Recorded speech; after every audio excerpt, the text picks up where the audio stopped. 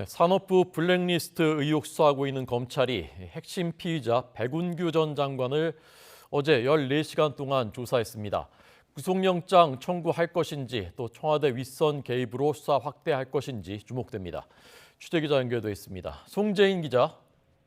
네, 서울 동부지방검찰청입니다. 네, 어제 강도 높은 조사를 벌였다고요? 네, 그렇습니다. 어제 오전 9시 반쯤 검찰에 소환된 백 전 장관은 밤 11시 반쯤에야 조사를 마치고 귀가했습니다. 출석할 때와 마찬가지로 취재진을 피해 지하 주차장에서 차를 타고 청사를 빠져나갔는데요.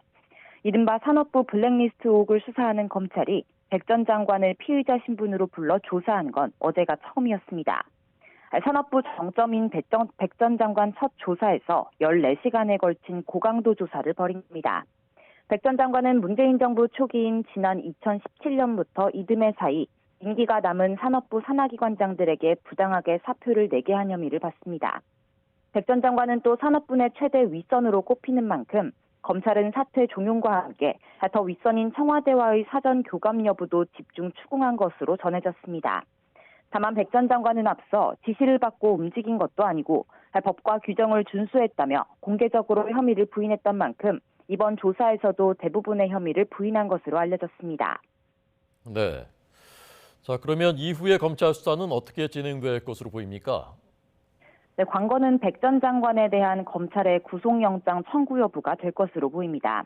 앞서 검찰은 백 전 장관 사무실을 포함한 대대적인 압수수색을 통해 관련 자료를 확보했고 어제 백 전 장관을 직접 불러 고강도 조사를 벌인 만큼 다음 단계로는 구속수사 필요성을 검토할 가능성이 큰데요.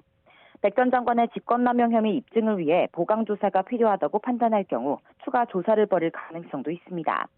검찰이 백 전 장관의 구속영장을 청구할 경우 더 윗선인 문재인 정부 청와대의 지시가 있었는지로 수사를 확대하겠다는 뜻으로 풀이할 수 있는데요. 다만 검찰이 이번 사건과 구조가 비슷하다고 보는 환경부 블랙리스트 사건 수사 때에 비춰보면 청와대가 아닌 부처 차원에서 수사가 마무리될 가능성도 배제할 순 없습니다. 실제 환경부 수사 당시 검찰은 김은겸 전 장관에 대해 영장을 청구했지만 법원에서 기각되며 제동이 걸렸습니다.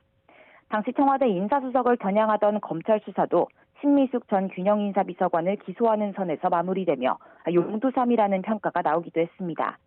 당시 청와대 핵심 관계자들까지는 수사가 확대되지 못했던 만큼 검찰이 이번 수사에서 백 전 장관의 신병을 확보한다면 무엇보다 윗선 개입 여부 확인에 주력할 것으로 보입니다. 지금까지 서울 동부지검에서 YTN 송재인입니다.